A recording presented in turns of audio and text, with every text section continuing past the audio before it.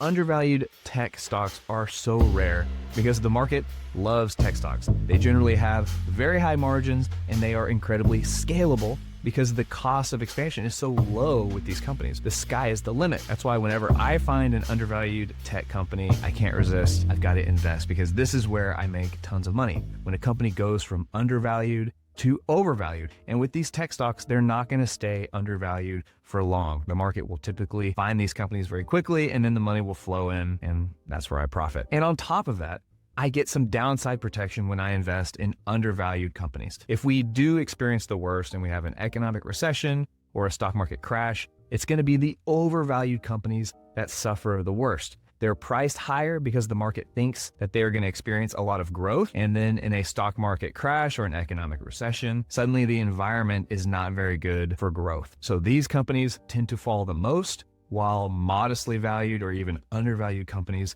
will fall the least. That's why this week I'm going after an undervalued tech stock. This is my public YouTube investing portfolio series where I invest in a different company every week. And this week I'm using a stock screener to find candidates for undervalued tech stocks. I like to use stockanalysis.com. And on this filter, I've set up for companies that are over 10 billion in market cap, price to free cash flow ratios below 20, and then revenue growth over the next 5 years of at least 5%. Then I added one more filter. This is kind of the base screener that I will do a lot of times, but I added software companies to this filter and then it spit out 6 different candidates. Now this is a great start because I'm already seeing 2 companies that I invested in the past, Adobe and Akame Technologies. Both of these companies I have pretty high conviction in. So the fact that this search filter has already turned up 2 strong companies that I've liked in the past, I think that's a great sign. Naturally, the top company on the list is the one that I'm going to be looking at. We're looking at CPAY, CPAY is the ticker,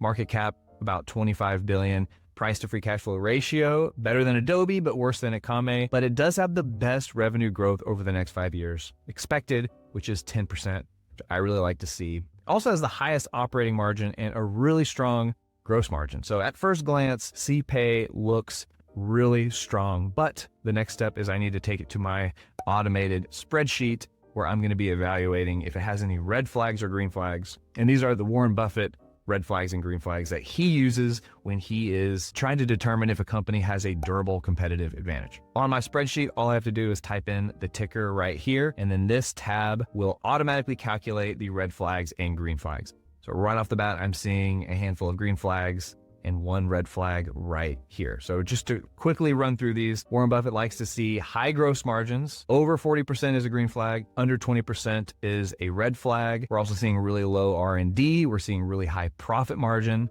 These are all really good. A really high profit margin just means that a company is very likely to have a durable competitive advantage because they don't have to spend tons of money on marketing, research and development. They don't have to spend a lot of money on interest because they have to pull out a lot of loans. The company can generally fund its growth through its operating income. So these are all really good green flags, which is a good sign. Their profit goes up every year. Their earnings per share has been going up every year for the past 5 years. The one red flag I'm seeing is long-term debt divided by profit. So Warren Buffett likes to see a ratio of 5 or less. This means that if they wanted to pay off all of their long-term debt with their profits, they could do so in less than 5 years. So this company, CPAY, is borderline at 5.41. They're just over the mark for red flag. Additionally, I can see right here on their debt and cash graph, their debt has been going up for the most part every year for the last 5 years, and their cash has been going up slightly, but not so much keeping pace with their debt. Now, other green flags that I do see are their goodwill is going up every year. Their CapEx divided by earnings is low. Their depreciation is low. Their adjusted current ratio is above 1, so they're not likely to have any liquidity or solvency issues. And their shares outstanding is going down every year. So at first glance, this company looks really good. I just need to dive into this one red flag. Do they have some issues in the near future with their long-term debt? So the way I would evaluate that is I like to go to the investors relations page and then go to their latest quarterly report or their latest annual report. And I want to see, when do they have debt coming due? Do they have any big debt payments that they're going to have to pay that's going to put a lot of strain on this company? And if they have some big debt payments coming due and that coincides with a stock market crash or an economic recession, then that might be a little bit too risky for me to invest in. So let's see that. This graph right here shows their loan maturities by year from 2025 to 2029. So in 2025, they've got about $1.5 billion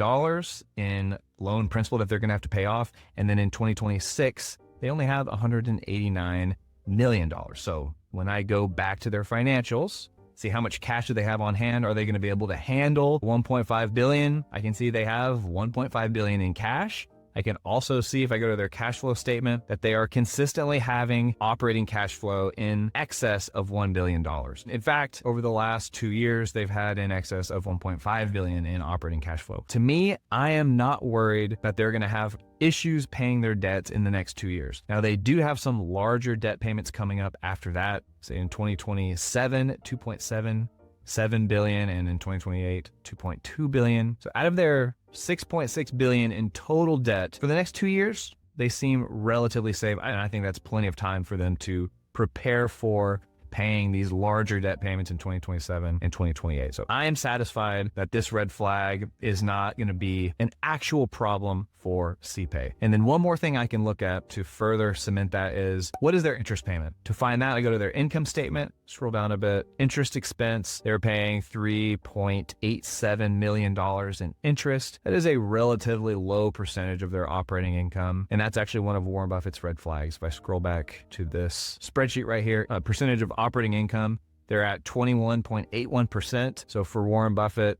anything under 10% is a green flag. Anything over 30% is a red flag. This company's right in the middle. So I am not worried that their debt payment red flag is going to be an actual problem. Now that I'm happy with the overall strength of CPAY as a company, the next thing I want to look at is, what is their projected future free cash flow? The future free cash flow is the primary thing that I look at to determine if a company is overvalued or undervalued. I take all of those projected future free cash flows, discount it by an appropriate discount rate, and then see if their current share price reflects those future free cash flows. And one way you could think about this is how you would decide if you want to buy a bond. Let's say a bond is going to pay you $10 per year for the next 10 years. That's $100 in cash flow. Would you pay $100 for that bond today if you were just going to get paid back over 10 years? No, you would want to have a discount for that bond. You might be willing to pay $90 for that bond. That way you pay 90,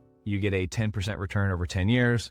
That actually seems pretty low, but you get the idea. You would want a discount for those future free cash flows. So for CPAY, the way I'm going to calculate their future free cash flows is, first, I'm going to look at their projected revenue. So I'll go to the forecast tab on stockanalysis.com and scroll down a bit. And right here, I can see revenue growth is projected to be in the green for the highest analysts and the lowest analysts. So that is a good sign right off the bat. So I copy that into my spreadsheet. Let me go to the dashboard. I copy that information right here. And now with these assumptions in place, my spreadsheet will calculate the intrinsic value of CPAY using the highest analyst projections for future revenue, the average, and the lowest. Now, how am I turning revenue into free cash flow? I'm using the historical free cash flow margin. So that is the percentage of revenue that a company is able to turn into free cash flow. So I take the past free cash flow margin, apply that to the future revenue projections, and that's how I get a future free cash flow projection. But with that in mind, the lowest analyst projections are putting the fair share price at 354, while the current share price 348 at the time of this recording.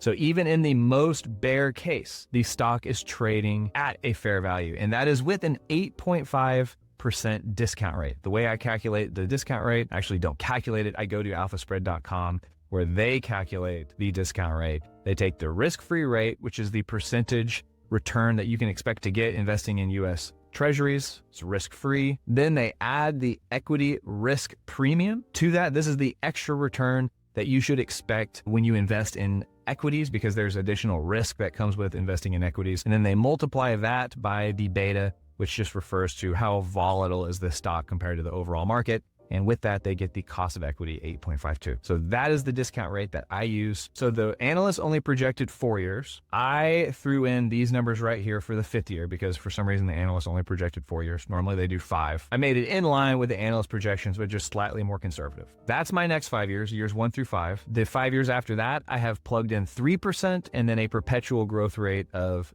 3%. So with those assumptions in mind, the upside is 82% upside on top of my 8.5% discount rate, which means in the best case scenario, I'm seeing huge gains. In the average case scenario, I'm seeing a 37% upside.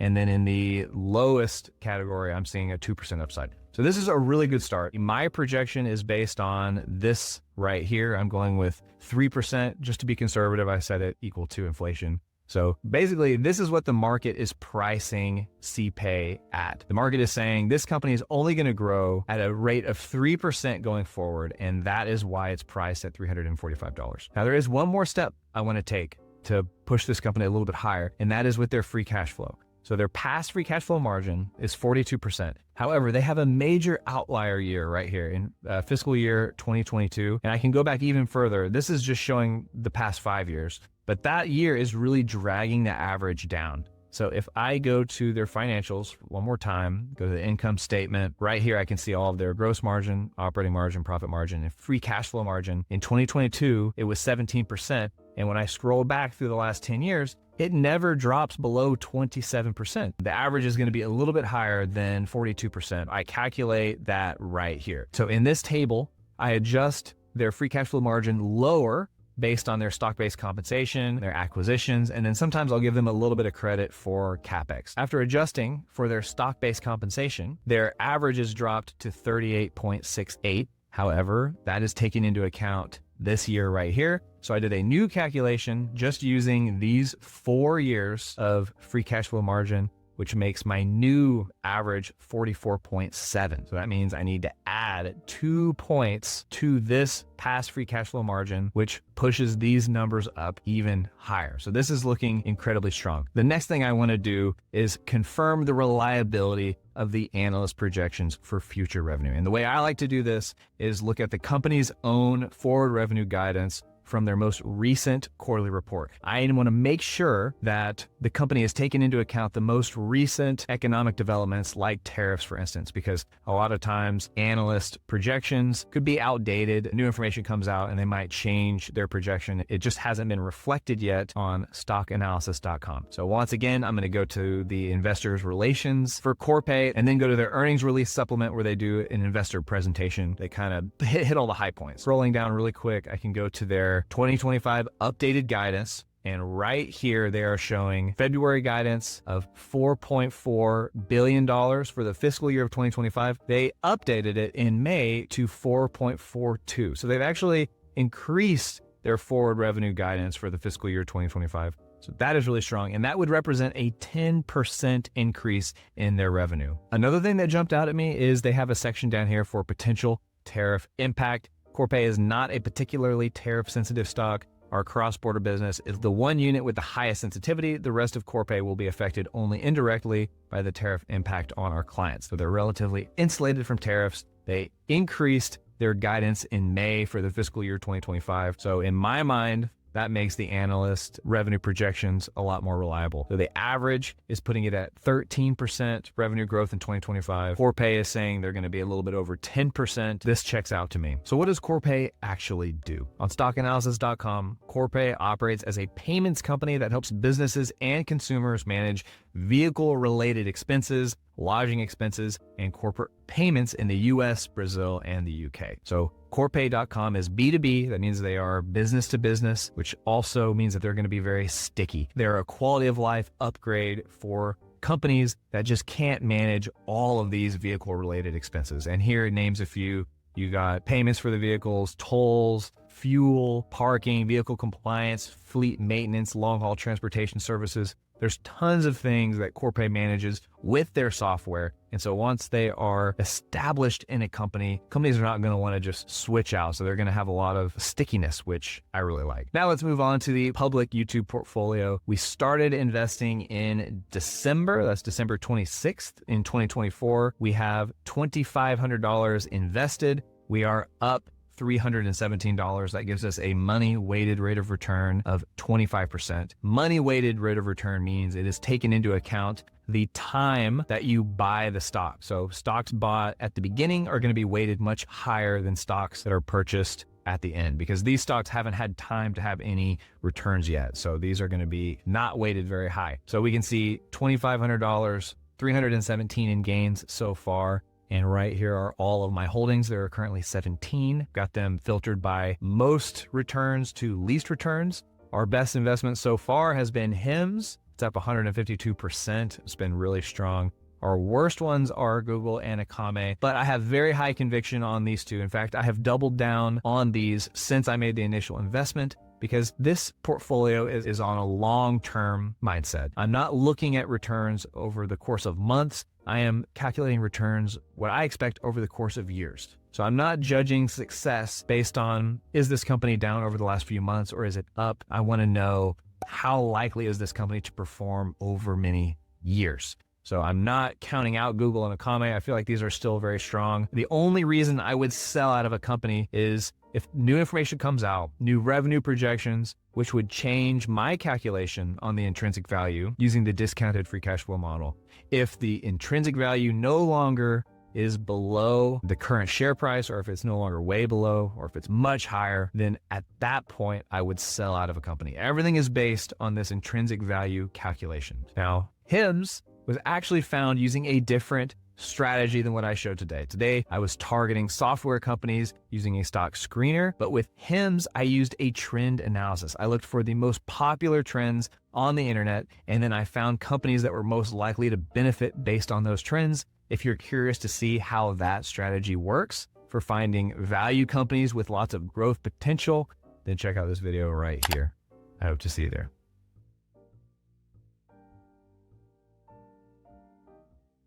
All right.